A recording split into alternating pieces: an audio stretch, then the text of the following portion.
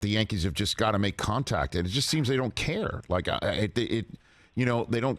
That it's just swing, and if you connect, great. And Judge has not been that way all season long. I know that the Guardians got him to strike out quite a bit, but he's been the perfect Yankee. I mean, for that power and contact.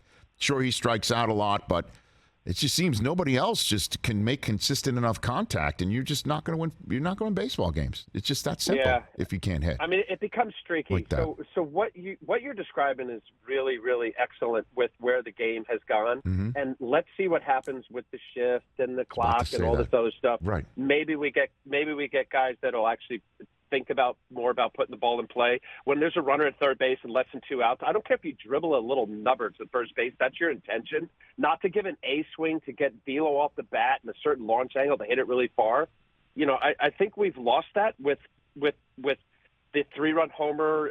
It turns a game around. You can go 1 for 4, but in your last at bat, you hit a 2-run jack. You strike out 3 times, and you had a good night. I don't see it as a good night. I like what the Indians are all about. The Astros, as you just alluded to, they're a good balance of both, of power and also put the ball in play. Yeah, that was my question for the last one for you, Al, is how you think it will, in fact, change the pitch clock, moving things along, and the shift, which I've despised it. I really have despised it, and I know that the purists or folks who like my buddy KO is talking about the shift's been around since Grover Cleveland, the actual, not the pitcher, but the president. Like that's how long it's been around. I have had enough of watching guys who all can throw 100, and their off-speed pitches are now sometimes even approaching 100, right? And so the game's different in that regard, and so.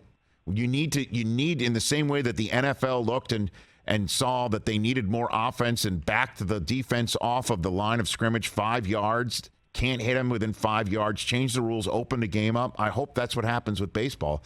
And I hope that the Yankees do see something like the Guardians and say, look what happens.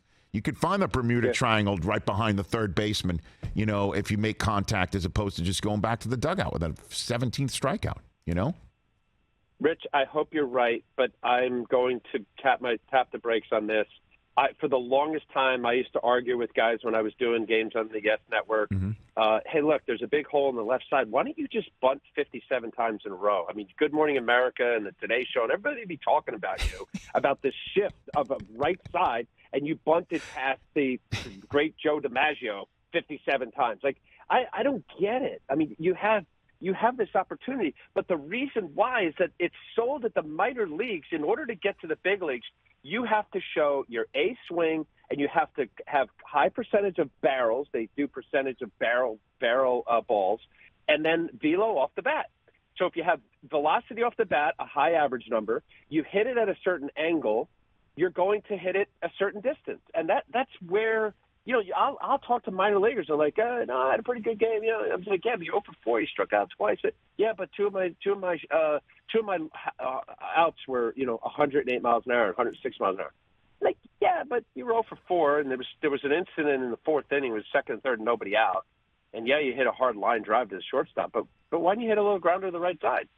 Like, it's a mindset, and I hope it gets that way because there's not one rule change that's ever benefited the pitcher, ever, back to 68. So were there any analytics when you played with Martin? I'm being honest, Billy Martin, Jim Leland, anybody that you met? Like, were there any sort of conversations had? Here, mm-hmm. Yeah, we didn't call it analytics. We called it information. We called it statistics that applied to scouter report. Mm-hmm. So, now we've taken it to this sophisticated kind of, Ivy League aspect of analytics. But, yeah, no, Rich, I remember when I was with the Marlins, it was after I left the Blue Jays, before I got to the Mets, mm-hmm. I had a guy that used to furnish me certain statistics leading up to certain scout reports. We had inside edge. We looked at a lot of hot and cold zones. I knew batting average against on certain pitches, et cetera, et cetera. Yeah, that 100% was going on. And as well as if you go back to the early 90s, when Dick Michaels was, taking the reins with Buck Showalter on the start of that run, like he was all in on that of trying to find low-valued players. That also the Moneyball, idea of on-base percentage was important, as well as slug. Like that was those were conversations that guys, looked at. Catch the Rich Eisen Show every single day on the Roku channel, 12 to 3 Eastern, for free.